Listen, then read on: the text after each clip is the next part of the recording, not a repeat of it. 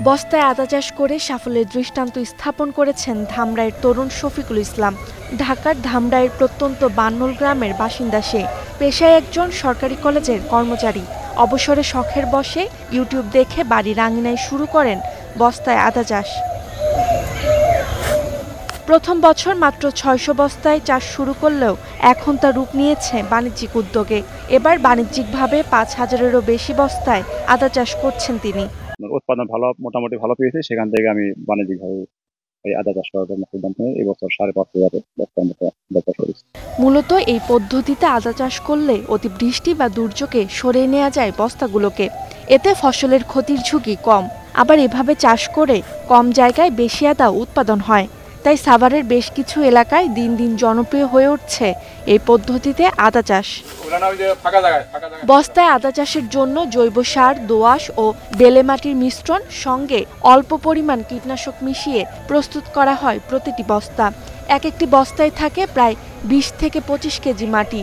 আর রোপণ করা হয় অল্প পরিমাণ আদার বীজ। বস্তা প্রতি খরচ পড়ে গড়ে ৪০ থেকে ৫০ টাকা।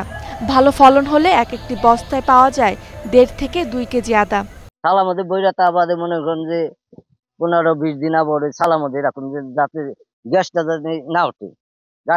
গ্যাসটা ওঠার যাওয়ার পরে কি আদা ওই ২০ গ্রাম করে ২৫ গ্রাম করে আদা বনি গ্রহণ করার পরে আমরা কিছুদিন পর আবার এখানে অনেক আগাছা সাফ করার পরে সার দিই, বীজ দিই।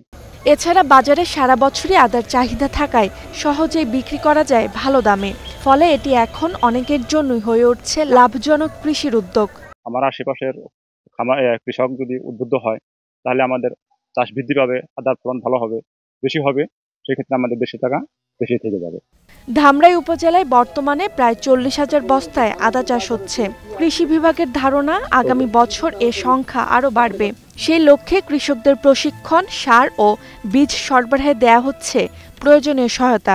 এই আদা যেহেতু সিড লাভিং ক্রপস, এটার জন্য নতুন কোনো জমির দরকার হয় না। তারা বাড়ির আনাচে কানাচে বাগানের ভেতরে আদার বস্তা জাস্ট ফেলে রাখলে প্রায় জানুয়ারি-ফেব্রুয়ারি মাসের দিকে তারা চমৎকার নিজেদের চাহিদা মোতাবেক গুণসম্পন্ন আদা তারা হারভেস্ট করতে সক্ষম। আমরা চেষ্টা করেছি যে এই আদা খোলা মাঠে করলে কৃষকদের লাভ কম হয় এবং ক্ষতিগ্রস্ত হয়।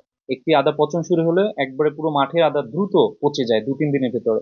সেক্ষেত্রে বস্তার ভেতরে আমরা আদা চাষের জন্য এই নতুন প্রযুক্তিটা রিসেন্টলি আমরা এটা মাঠে সম্প্রসারিত করেছি। আলাদা চিন্তা আর চাষের নতুন পদ্ধতিতে বদলে যাচ্ছে কৃষির চিত্র, যা আমদানি নির্ভরতা কমানোর পাশাপাশি পতিত জমিকে চাষের আওতায় আনতে বড় ভূমিকা রাখছে। Desk report, star news.